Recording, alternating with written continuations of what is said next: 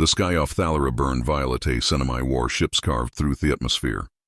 Queen Sarath off the Varen stood on the balcony of her shattered citadel, her silver crest dim with exhaustion. Her people, once rulers of 3-star systems, were on the brink of extinction. The invading Drex dominion showed no mercy, vaporizing entire cities and enslaving Void Reavers. Every strategy she tried failed. Every warrior she sent fell. Every hope she held cracked a little Moriac HDA. But this morning felt different. Refugees lined the courtyard below. Thousands of wounded civilians awaiting evacuation. Among them stood a single human male. Tall, unarmored, quiet. Humans were rare in this quadrant. Sarath barely noticed him at first.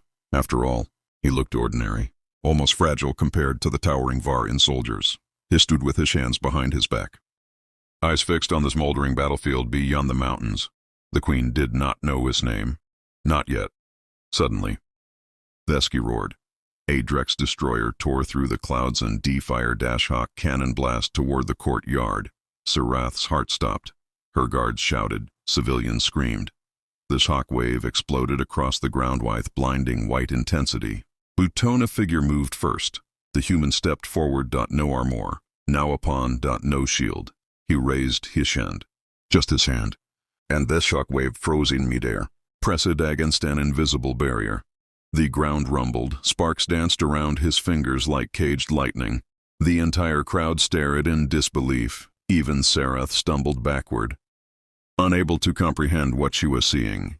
Humans were not supposed to do this. With a flick of his wrist, the human redirected the shockwave upward, sending it crashing harmlessly into Thesky.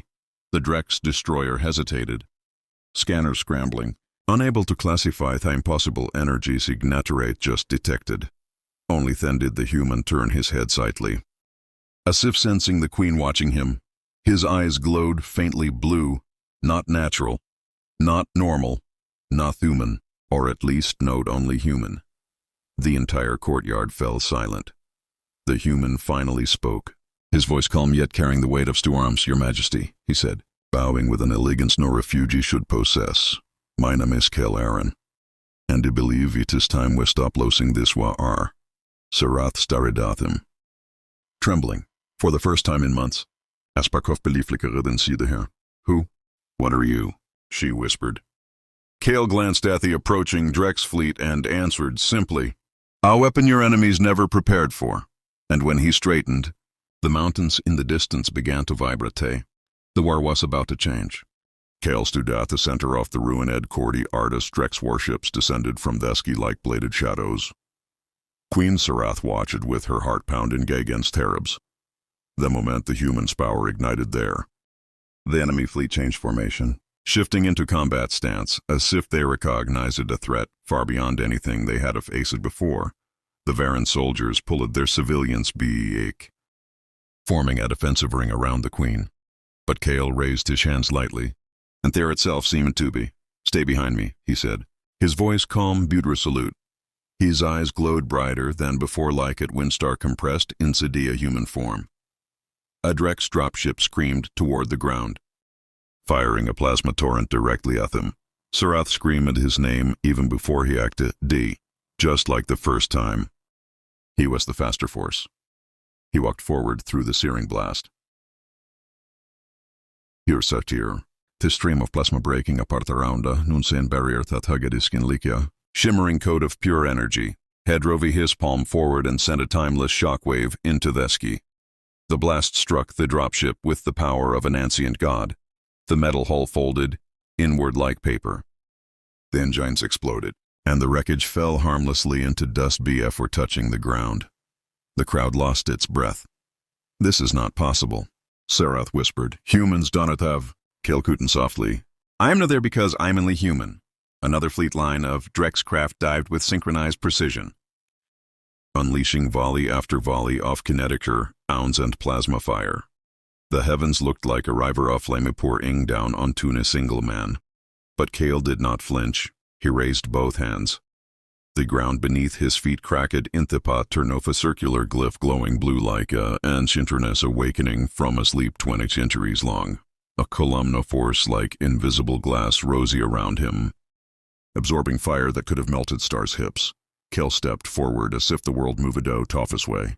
He touched his fingertips together, and the columns shattered outward with a thunderous pulse. The pulse was hardly visible, yet its effects were merciless. Every Drex ship within the radius froze east. Time itself had paused for the meekest moment. Then, their lights went dark, their weapons fizzled out, and the machines plummeted like extinguished meteors. Serath could not speak. Her court could not speak. Even the wind seemed to hold its breath. Kel turned toward her, his glowing eyes dim in a moment, as if he were steeling himself to tell her utter she was not ready for. "Your Majesty," he said, "the Drex are not after your world, they are after me." Silence crashed over her like stone. "You?" "Yes." His voice held centuries of burdens. "And if you don't attend this now, millions more will fall. That is why I come at Overin. Notice a warrior, notice a severe. But tas on a refuge, who was out of place and out of time. Another wave of Drex ships appeared on the horizon. Massed like a swarm ready to devour the plain, TK looked up toward the swarm. "Part 3 begins now," he murmured. And he started to walk into the ski like a man slimming an invisible path. Kel walked into Theskis, a light path formed deep beneath his feet, each step glowing with a power that made the Ariire shiver. Below, the Varen people watched in speechless awe, while Queen Serath felt a Mirgoth trembling, opiate fear. Her worlds shuddered under the weight of what was about to happen. The Drex fleet covered Theski. A thick storm of black ships ready to crush the planet beneath their merciless weapons. Kel did not stop. He did not look back. His destiny waited ahead like thin blue light around his shans. The first volley of fire erupted from the Drex armada. 1,000 burning beams falling on the human who stood alone in Theski.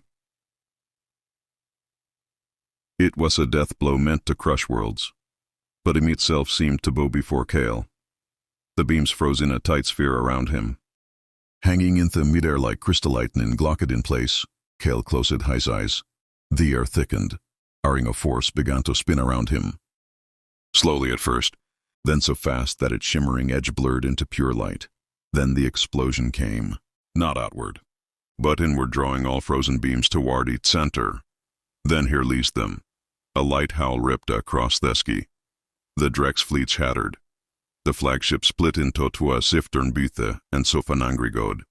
The smaller warships crumbled into darkly, tearing dust that drifted like ash across the atmosphere. Nuna remained intact.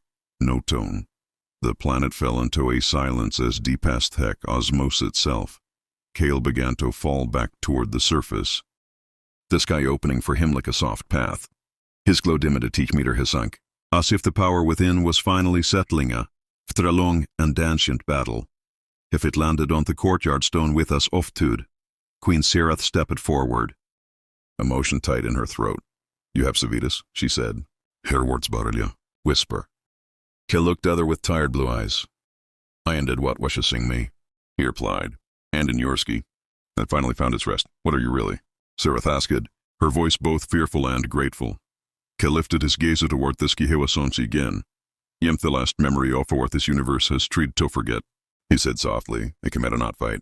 But Ohide and your people gave me a reason not to hide anymore." Serath bent their head in respect. The remnants of the Varen army followed Sile and Tieli. To them today was the day an entire civilizat Eon was reborn, because honest strangers stood up when all hope was gone.